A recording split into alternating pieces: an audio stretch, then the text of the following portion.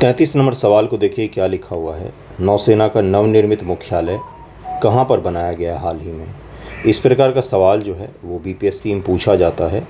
Statement आधारित सवाल भी देखेंगे, जैसे स्मार्ट प्रीपेड मीटर वाले के बारे में भी देखेंगे। तो आप लोगों का स्वागत है स्टडी फॉर यूपीएससी पीसीएस पर। हम लोग करंट अफेयर के एमसीक्यू कर रहे थे, उसी का ये नेक्स्ट वीडियो होगा। इससे पहले के 12 वीडियो जो हैं वो अपलोड हैं। न्यूज़पेपर एमसीक्यू नाम से प्लेलिस्ट में आपको मिल जाएगा।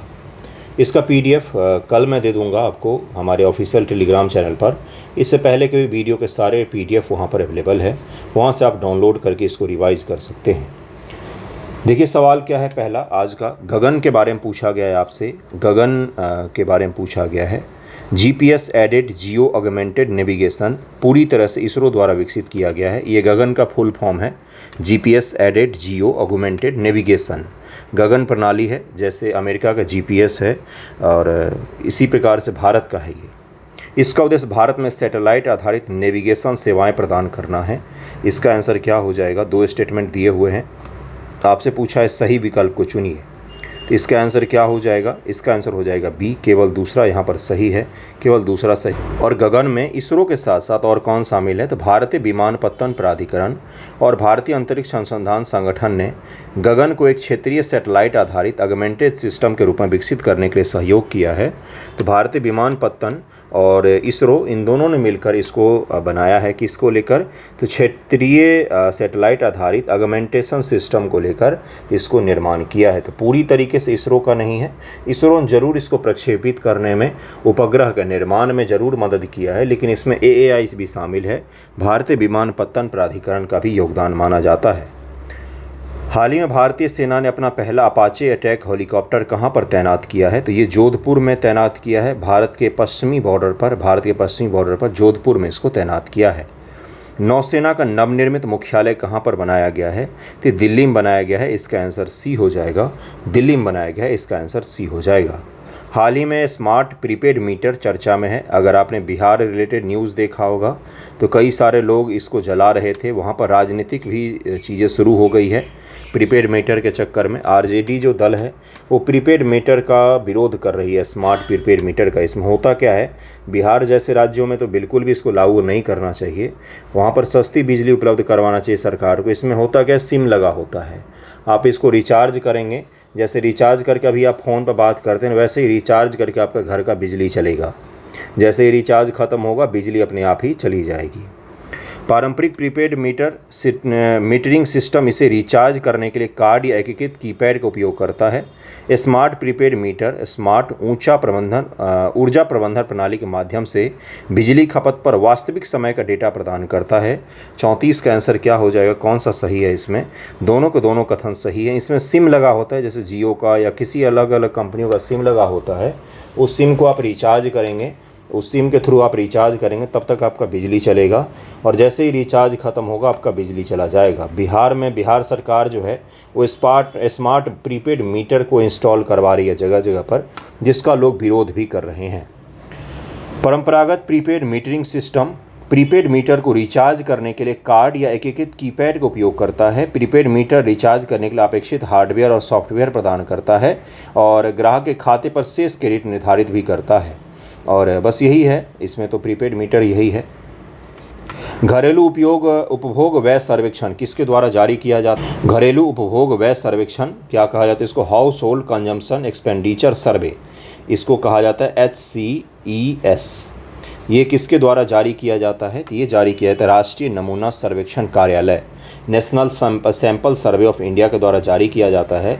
कुछ दिन पहले ये रिपोर्ट आया था जिसमें मेंस के लिए हम लोगों ने पढ़ा था, जिसमें मैंने आपको बताया था कि भारत के लोगों के घर में क्या क्या कंजम्पशन होता है, कितना खपत करते हैं। उस खपत के आधार पर इस डेटा को तैयार किया जाता है और इसके आधार पर भारत सरकार ने दावा भी किया था कि भारत में गरीबी कम हुई है।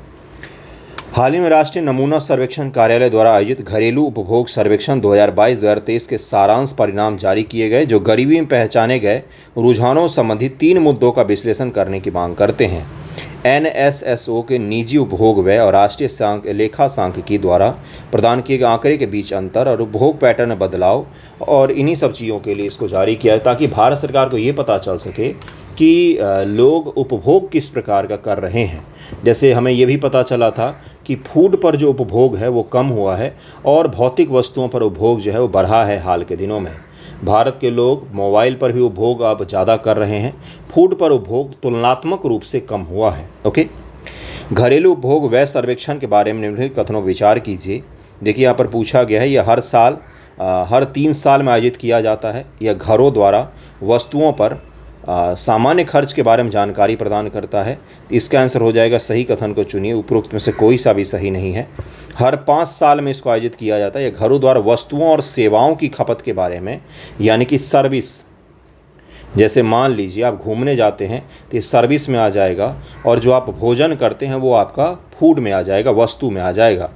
तो वस्तु और सेवा की खपत के लिए 5 साल पर ये सर्वेक्षण किया जाता है, ये कृपया ध्यान में रखिएगा। और इसी बार इसका डेटा रिलीज हुआ था, जिसके कारण से चर्चा में था और मैंने आपको पढ़ाया भी था। इस साल ही इसका डेटा रिलीज हुआ था। 5 वर्षों में ये सर्वेक्षण किया जाता है, ये भी ध्यान में रखिएगा। इसका आंसर क्या हो जाएगा? डी इसका उत्तर हो जाएगा। 2 की फैक्ट थे इसमें। एक तो था कि भाई वस्तु और सेवा दोनों का होता है, और एक है कि 5 वर्षों पर आयोजित होता है। किसके द्वारा? तो नेशनल स्टैटिस्टिकल ऑफिस के द्वारा होता है। ये भी ध्यान रखिएगा। ये छोटे छोटे फैक्ट आपको एग्जाम में बड़े मदद करेगा बंधुओं, तो कृपया इसको ध्यान में रखिएगा। अगला सवाल है किसान क्रेडिट कार्ड योजना के बारे में। देखिए, इसको बहुत ही अद्भुत सा योजना माना जाता है। क्यों? क्योंकि जिस प्रकार से, जैसे आप अगर बैंक में पैसा वैसा होगा आपका, या आपको बैंक वाले क्रेडिट कार्ड के लिए फ़ोन करते होंगे, है ना, लेकिन ये किसानों को नहीं करते थे पहले, अभी भी नहीं करते हैं। और क्रेडिट कार्ड का होता क्या है मुख्य रूप से, जैसे आपके पास पैसा अभी नहीं है, डेबिट कार्ड में से तो आप अपने अकाउंट में जो पैसा मौजूद है उसमें से पैसा निकालते हैं आप, लेकिन क्रेडिट कार्ड में क्या होता है ना कि अगर आप के पास कार्ड है तो आप जाइए, ख़रीदारी कीजिए और इंस्टेंट आप पैसा निकाल लीजिए। लोन होता है एक तरीके का, लेकिन उसका नशा भी होता है। अपना पैसा तुरंत खर्चा नहीं होता है, तो क्रेडिट कार्ड का अलग नशा होता है। तो किसानों के लिए वो ज़रूरी इक्विपमेंट वगैरह, बीज वगैरह खरीद सकें, इसको लेकर एक अद्भुत योजना लॉन्च की गई थी। कब? तो 1995 से लेकर 2000 के बीच में। कब की गई थी मैं अभी बताऊंगा नहीं आपको, ठीक है। और इसको बहुत ही अच्छी योजना इसलिए मानी गई क्योंकि सबसे गरीब वर्ग, किसानों के वर्ग के हाथों में क्रेडिट कार्ड दे दिया था भारत सरकार ने। तो देखिए ज़रा क्या है ये। यह योजना 97 में भारतीय सार्वजनिक क्षेत्र के बैंकों द्वारा शुरू की गई थी। यह योजना आरबी गुप्ता समिति की सिफारिशों पर आधारित थी। इसका प्रीमियम बैंक व उधारकर्ता दोनों द्वारा 1:1 अनुपात में वहन किया जाता है। गलत कथन आपसे पूछा गया है। 37 का आंसर हो जाएगा सी, पहला और तीसरा गलत है। यहाँ पर किसान क्रेडिट योजना 1998 में भारतीय सार्वजनिक क्षेत्र के बैंकों द्वारा भारत के किसानों को किसान क्रेडिट कार्ड जारी करने के लिए शुरुआत किया गया एक ऋण का योजना है। जैसे किसानों को ऋण के लिए बड़ा चक्कर लगाना पड़ता है गुरु, भ्रष्टाचार भी खूब होता है इसमें। इसीलिए भारत सरकार ने शुरू किया था कि आप छोटे ऋण जैसे 50,000, 60,000, 70,000, लाख रुपए तक का आप क्या कर सकते हैं, इससे आप स्वैप करके पैसा निकाल सकते हैं। यह मॉडल योजना कृषि जरूरतों के लिए अग्रिम प्रदान करने के लिए आरबी गुप्ता समिति की सिफारिशों पर तैयार किया गया था, नाबार्ड के द्वारा। इस योजना में फसल और सावधि ऋणों के लिए अल्पकालिक ऋण शामिल है। केसीसी क्रेडिट धारक को व्यक्तिगत दुर्घटना बीमा के तहत मृत्यु और अस्थायी विकलांगता के लिए 50,000 तक का, अन्य जोखिम के लिए 25,000 तक का कवर दिया जाता है रुपए का। प्रीमियम बैंक और उधारकर्ता दोनों द्वारा 2:1 में इसका प्रीमियम का वहन किया जाता है। इसके तहत जो जीवन बीमा आपको मिलता है और एक्सीडेंट का बीमा मिलता है वो 2:1 में वहन किया जाता है। किसके द्वारा? तो प्रीमियम बैंक के द्वारा। जो बैंक है वो 2 रुपया देगा और किसान को 1 रुपया देना पड़ेगा प्रीमियम को लेकर। बीमा का प्रीमियम अलग होता है, ठीक है। जैसे अगर आपका बैंक में खाता होगा ना कोई, तो आपका 2 लाख रुपए तक का बीमा अपने आप ही हो जाता है, ठीक है। हाल ही में सरकार ने रामनाथ कोविंद समिति की स्थापना किसके उद्देश्य से की थी? तो एक साथ एक चुनाव पर विचार करने को लेकर इसको भारत के कैबिनेट ने एक्सेप्ट भी कर लिया है। भारत के कैबिनेट ने इसको एक्सेप्ट कर लिया है और बोला है कि हम आने वाले वर्षों में इसको लेकर संविधान में सुधार करेंगे, जो मैं आपको पढ़ा चुका हूँ, सारे आर्टिकल भी बता चुका हूँ, और उस सुधार को लागू भी करेंगे। हाल ही में प्रधानमंत्री ने पीएम सूरज लॉन्च किया है। यह क्या है? पीएम सूरज लॉन्च किया है, ये क्या है? तो इसका आंसर क्या हो जाएगा? बी, सामाजिक कल्याण का विस्तार करने के लिए पोर्टल, और इसका सूरज ही नाम है। इसका फुल फॉर्म क्या है? प्रधानमंत्री सामाजिक उत्थान और रोजगार आधारित जन कल्याण। प्रधानमंत्री सामाजिक उत्थान रोजगार आधारित जन कल्याण, इसीलिए इसको क्या कहा गया है? सूरज। प्रधानमंत्री सूरज लॉन्च किया गया है। कृपया इसको ध्यान रखें। आप में से मैक्सिमम लोग सरकार का सौर पैनल वाला मार रहे होंगे, एग्जाम में आपका गलत हो जाएगा, ध्यान में रखें। इसका आंसर क्या हो जाएगा? बी हो जाएगा बंधुओं। हाल ही में SHABD चर्चा में था, ये क्या है? तो इसका आंसर क्या हो जाएगा? इसका आंसर यह प्रसारण के लिए साझा ऑडियो विजुअल के लिए प्रसार भारती का एक कार्यक्रम था जिसको शब्द नाम दिया गया था। SHABD मैंने कहा इसको। केंद्रीय मंत्री श्री अनुराग ठाकुर ने प्रसारण प्रसार के लिए प्रसार भारती साझा ऑडियो विजुअल का शुभारंभ किया। तो इसको क्या नाम दिया गया था? हाल ही में शब्द SHABD, जिसको क्या कहा गया? ये क्या था? तो प्रसार के लिए प्रसार भारती का साझा ऑडियो विजुअल कार्यक्रम था जिसको प्रसारण मंत्रालय ने प्रसारित किया था। तो इसका आंसर क्या हो जाएगा? सी हो जाएगा। It is a Prasar Bharati programme for shared audio visual for broadcast, इसको शब्द नाम दिया गया है। कृपया ये ध्यान रखें। इंग्लिश में SHABD, इतनी बार बार मैं इसलिए बोल रहा हूँ क्योंकि कन्फ्यूजिंग हो सकता है ये। SHABD के बारे में आप थोड़ा सा स्टेटमेंट वाला भी सवाल कर लेते हैं। इस तरह का कोई और करवा रहे हों तो मुझे ज़रूर बताइएगा, वन लाइनर सवाल और फिर स्टेटमेंट आधारित सवाल। यह प्रसारण प्रसार के लिए साझा ऑडियो विजुअल कार्यक्रम है। इसे राष्ट्रीय मीडिया केंद्र मुंबई में लॉन्च किया गया। इसका उद्देश्य 17 प्रमुख भारतीय भाषाओं में समाचार उपलब्ध करवाना है। कौन सा कथन गलत है ये आपसे पूछा गया है। 41 का आंसर हो जाएगा बी। दूसरा और तीसरा यहाँ पर गलत दिया हुआ है। दूसरा तीसरा क्यों गलत है? क्योंकि ये जो है ये दिल्ली में इसको शुरुआत किया गया और 50 कैटेगरी के तहत भारत में जितने भी भारत भाषा हैं लगभग सभी में लॉन्च किया गया है इसको, इसीलिए इसका दूसरा और तीसरा गलत दिया हुआ है। पहला बिल्कुल सही था और नई दिल्ली में इसको लॉन्च किया गया, ये भी ध्यान रखिएगा। इसका दूसरा तीसरा दोनों गलत था, बी आंसर हो जाएगा।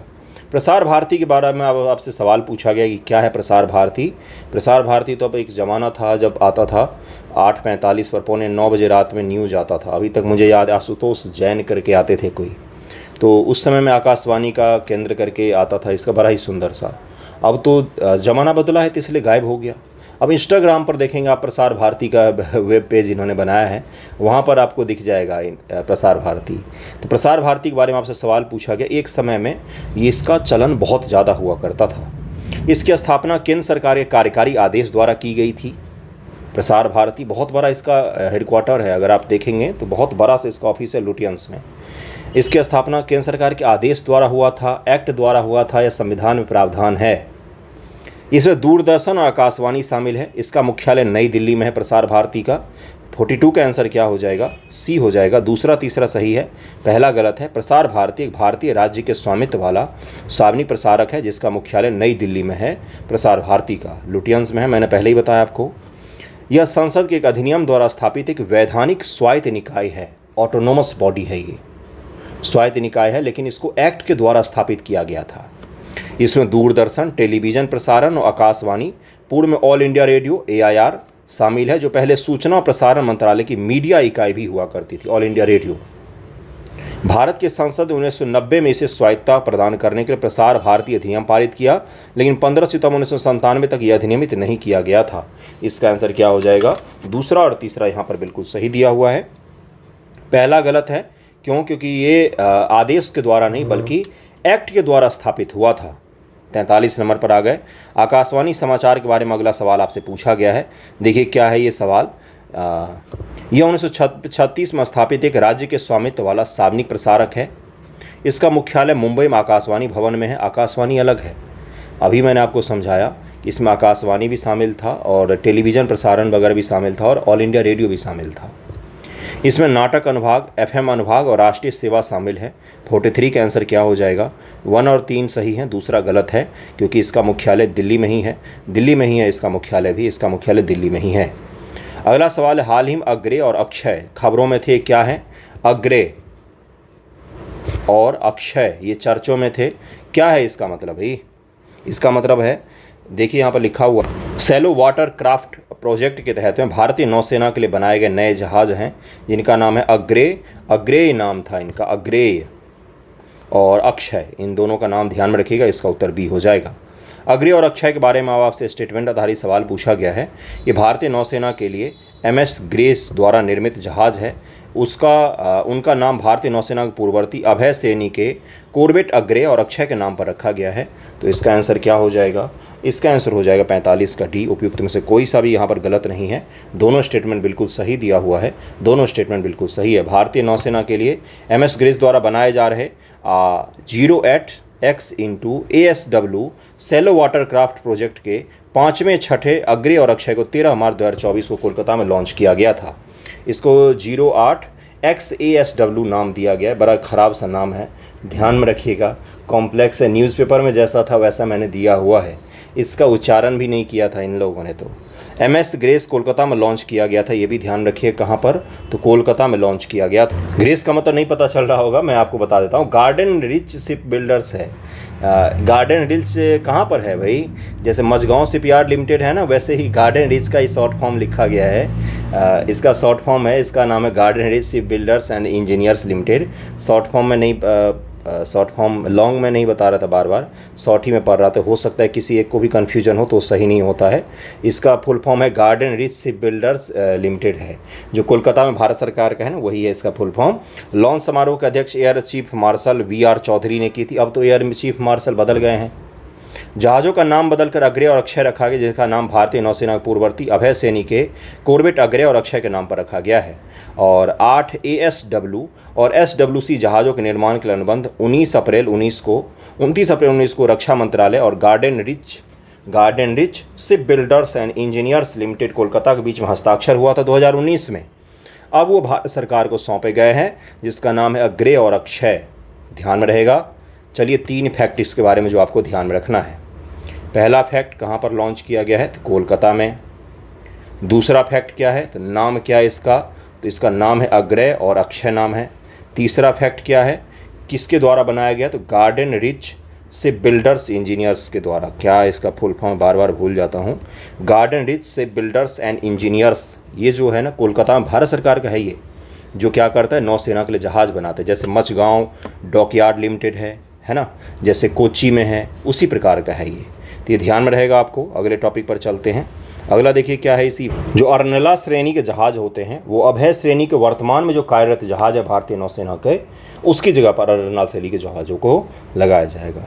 नेक्स्ट क्वेश्चन पर चलते हैं। वीडियो छोटा ही होगा आज। देखिए कौन सा अगला सवाल। अगला सवाल है, कौन से देश एक साथ चुनाव आयोजित करते हैं? दक्षिण अफ्रीका, स्वीडन, ब्रिटेन, उपरोक्त सभी। तो ये सभी देश जो हैं ये एक साथ चुनाव आयोजित करते हैं।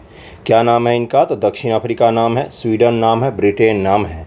ध्यान में रखिएगा, एक साथ चुनाव भारत में भी होता था, लेकिन 1967 तक तो हुआ ही है, लेकिन उसके पश्चात से धीरे धीरे करके चेंज हो गया। देखिए यहाँ पर क्या लिखा हुआ है कि दक्षिण अफ्रीका में, स्वीडन में, ब्रिटेन में, और ये जो 3 देश हैं, इन तीनों देशों में एक साथ चुनाव आयोजित करवाए जाते हैं। भारत की कैबिनेट ने भी अनुमति दे दी है। रामनाथ कोविंद जी की अध्यक्षता में समिति बनी थी। इससे जुड़े हुए जो आर्टिकल है ना, जो आर्टिकल मैंने आपको पढ़ाया था कि ये आर्टिकल चेंज करना पड़ेगा, निश्चित मानकर चलिए कि एग्ज़ाम में पूछा जाएगा। इस टॉपिक से एक सवाल की गारंटी होगी।